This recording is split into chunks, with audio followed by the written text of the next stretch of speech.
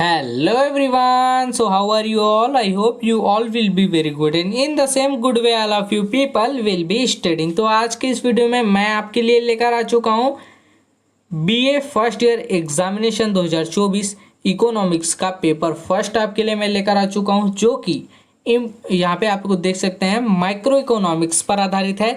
तो आप इसकी तैयारी बहुत अच्छे से करेंगे और वीडियो अंत तक जरूर देखेंगे। टाइम्स दिया हुआ है यहाँ पे 3 आवर्स, उसके बाद मैक्सिमम मार्क्स हैं 75। तो चलिए शुरू करते हैं टाइम की बर्बादी ना करते हुए।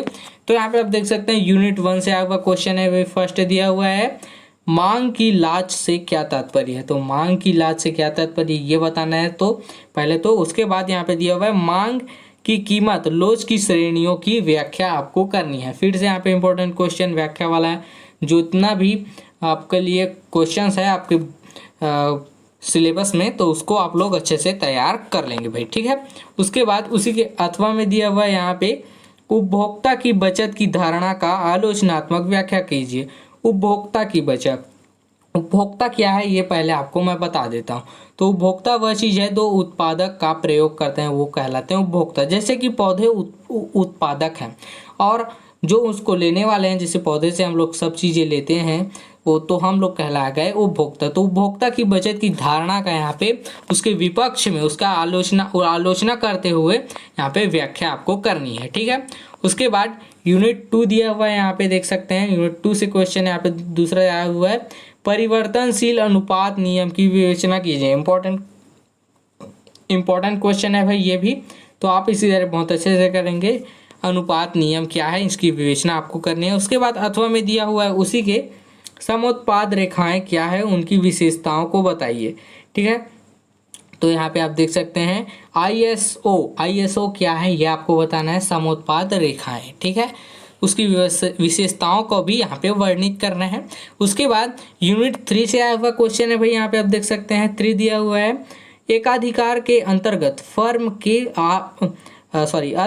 अल्पकालीन व दीर्घकालीन संतुलन को समझाइए। तो एक अधिकार ठीक है। उसके बाद अंतर्गत फर्म के अल्पकालीन मतलब छोटे से काल, ठीक है। उसके बाद दीर्घकालीन बड़े काल। तो यहाँ पे संतुलन को आपको समझाना है अल्पकालीन और दीर्घकालीन में, ठीक है। उसके बाद अथवा में दिया हुआ उसी के यहाँ पे आप देख सकते हैं निम्नलिखित में से किन्हीं 2 पर संक्षिप्त टिप्पणियां आपको लिखनी है, ठीक है।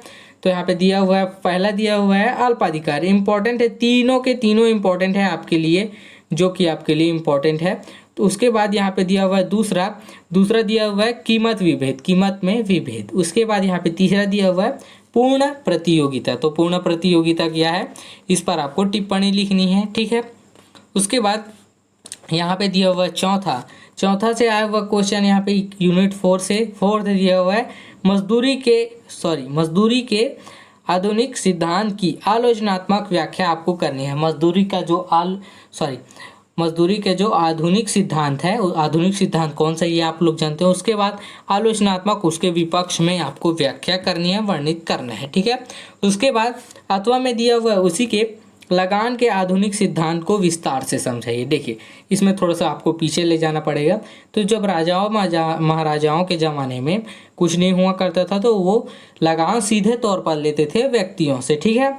तो यहाँ पे आप देख सकते हैं। और आज के आधुनिक युग में जो आधुनिक सिद्धांत है उस पर आपको टैक्स के रूप में हर सामान पर टैक्स लगा होता है, आपके छोटे से छोटे प्रोडक्ट पर टैक्स लगा होता है। तो उसके थ्रू आपको यहाँ पे लगान देना पड़ता है, टैक्स पे करना पड़ता है। तो यहाँ पे आधुनिक सिद्धांत को विस्तार से आपको समझाना है टॉपिक बाय टॉपिक। उसके बाद आपका लास्ट यूनिट 5th यूनिट दिया हुआ है, यहाँ पे आप देख सकते हैं 5वां दिया हुआ है सामाजिक कल्याण फलन की अवधारणा क्या है। इंपॉर्टेंट क्वेश्चन है, सामाजिक कल्याण फलन की अवधारणा क्या है, इसका सचित्र व्याख्या कीजिए। आपको चित्र भी बनाना है यहाँ पे, ठीक है।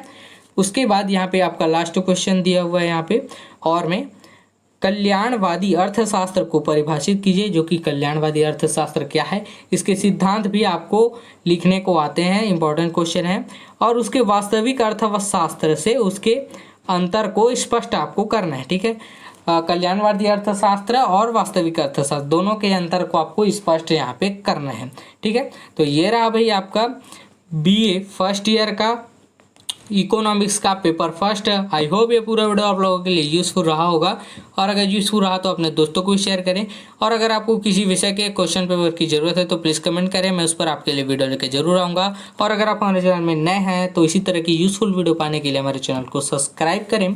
तो मिलते हैं ऐसी एक और यूज़फुल वीडियो के साथ में, तब तक के लिए थैंक यू।